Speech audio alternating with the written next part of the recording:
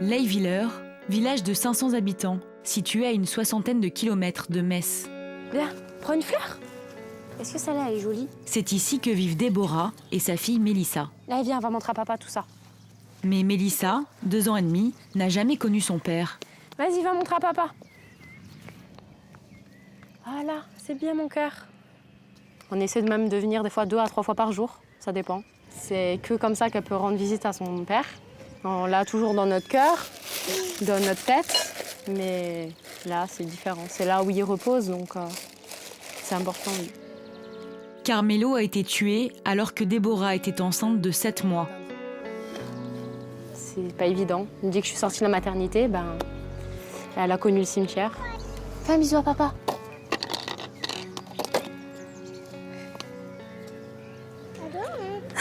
Oui, à 2 mains. C'est bien. Pour cette famille, tout s'effondre le soir du 4 décembre 2013. Déborah vient de recevoir un SMS de son compagnon. « J'arrive mon cœur, je t'aime fort ». Il est 22h19 et comme prévu, Carmelo quitte le travail et ne devrait pas tarder à arriver. J'ai vu 22h55 que je ne le voyais pas venir. Après, je recevais des messages bizarres. Sur le premier message, ça disait qu'il y avait un problème, qu'il avait dû retourner au bureau de l'entreprise, qui bien sûr sont fermés. Du coup, on savait que c'était pas normal. Et puis après, c'était j'ai besoin de recul, je pars. Après, on me disait tu pars où? Ensuite, il disait pars dans le nord. Mais je sentais que c'était pas lui du tout. À minuit 45, Déborah décide d'appeler la gendarmerie. Une enquête est ouverte pour disparition inquiétante. Le père et le grand frère de Carmelo partent à l'usine à sa recherche. De son côté, Déborah s'active depuis la maison. Tout de suite, le soir, on a mis des messages sur Facebook. On s'est dit, on va faire un avis de recherche nous-mêmes. Du coup, il y a des gens qui ont partagé, il y en a qui ont imprimé, qui ont déposé. Aucune trace de Carmelo. Mais le surlendemain de sa disparition, à Vallée-Berzing, une commune située à mi-chemin entre son lieu de travail et la maison familiale, la voiture de Carmelo est retrouvée sur un parking derrière l'église. Pierre, l'oncle de Carmelo, s'en souvient encore. C'est dans l'emplacement là. Ça doit être là où il y a la voiture blanche qui est stationnée actuellement. Aucune trace suspecte n'est mise en évidence. Des techniciens en investigation criminelle multiplient les relevés dans la voiture abandonnée. Dans le même temps, des recherches sont organisées dans la région pour retrouver Carmelo. En vain.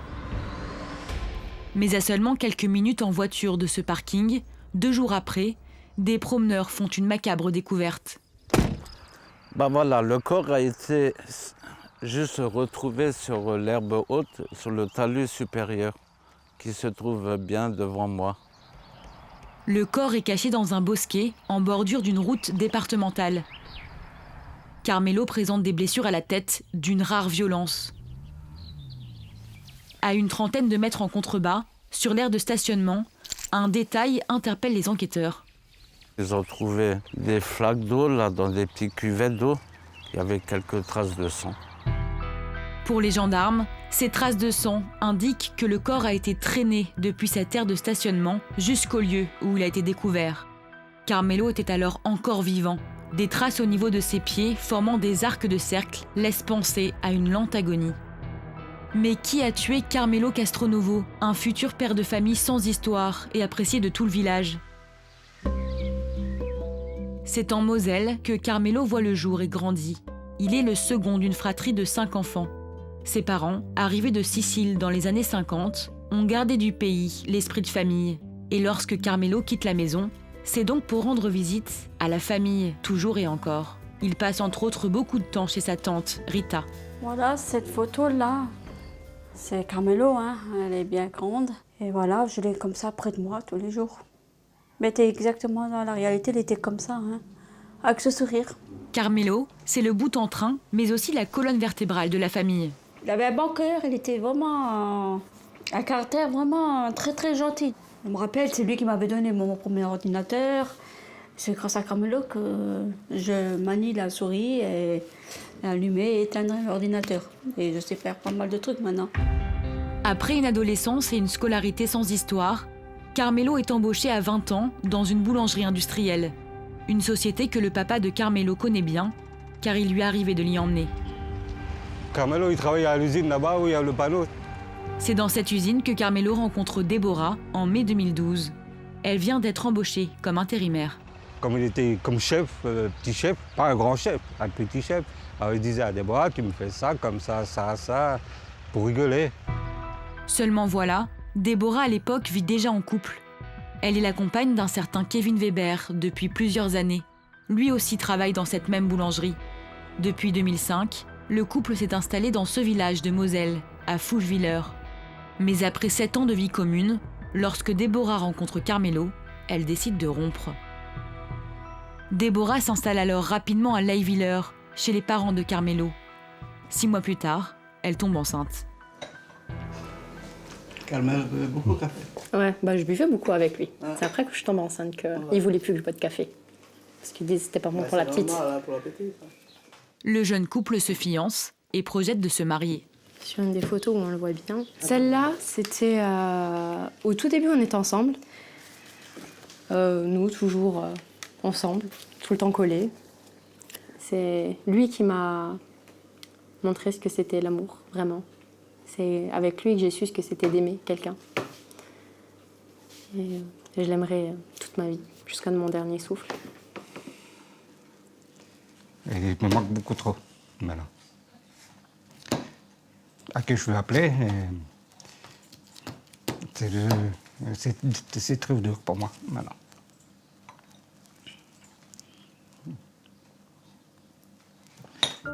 Quelques jours seulement après le drame, l'enquête va permettre d'identifier un suspect. Dans la voiture de Carmelo, les enquêteurs trouvent des traces ADN sur le volant, le pommeau de vitesse et la poignée intérieure côté conducteur. Il s'agit de celle de Kevin Weber, 30 ans, l'ancien compagnon de Déborah. D'après la jeune femme, l'homme n'aurait pas digéré leur séparation après 7 ans de vie commune.